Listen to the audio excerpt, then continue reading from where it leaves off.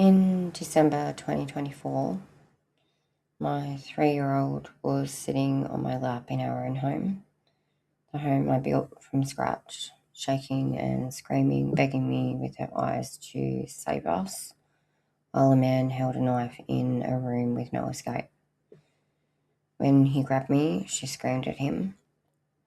My baby just wanted to protect her mother. That man was her father. 15 months later, that home's gone, and my now 4-year-old, nearly 5, and I are homeless for the second time in a year. My ex pleaded guilty to every single charge and was declared a serial family violence perpetrator by the Hobart Magistrates Court. He received a 4-month prison sentence, suspended for 3 years, 12 months community corrections, and ordered to complete a family violence program.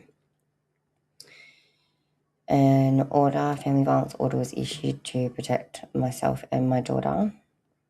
And at the most recent sentencing a couple of weeks ago, it was renewed for another 12 months, extending to February 2027.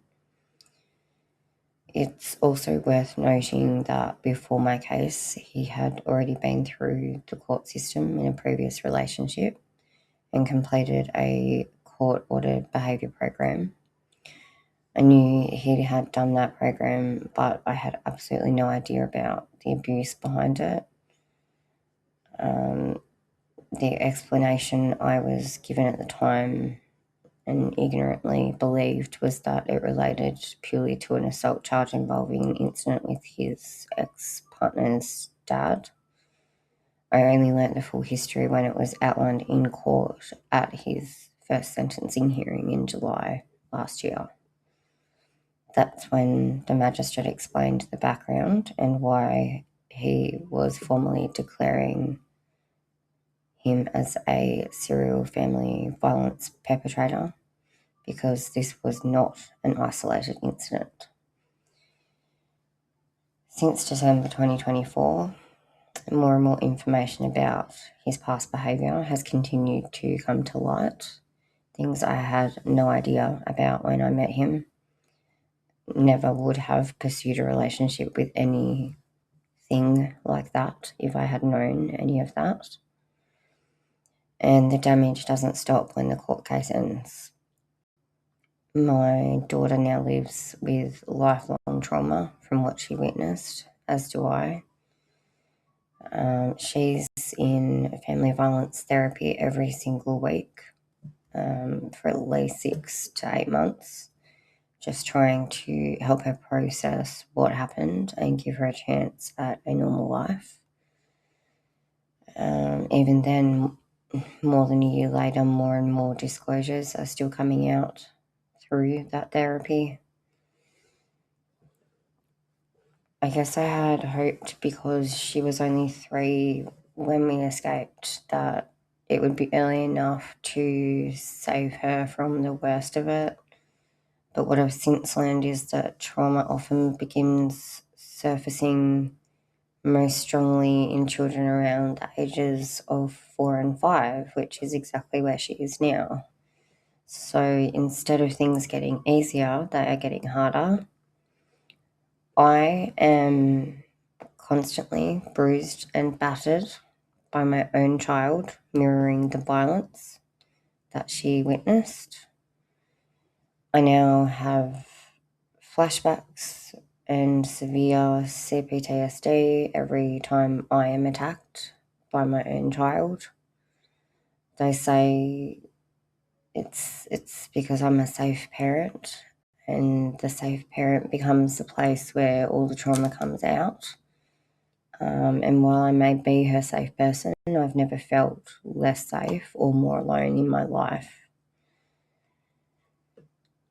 And I suppose the reason I'm making this video is because today my own father told me he doesn't believe it was one-sided, and that I should have made better choices so I didn't end up where I am now. So if you ever wondered why survivors stop speaking up, this is a prime example. Surviving violence is one thing. Being blamed for surviving it is a whole other thing. And to the woman who heard the same court facts and still chose to stay with him at both sentencing hearings, after hearing my victim impact statement as well and hearing all of the charges and in graphic detail, choosing to stay with him, it is a choice. Understand this, the record already exists, the warnings are already there. Everything that has come to light about who he is exists because I fought like hell to survive and refused to stay silent. And if there's someone out there who has managed to turn the only man who I ever truly trusted, my own father, against me, I hope you understand what you have done. He is elderly. He is not well. There is a real chance he'll die believing lies about his own daughter.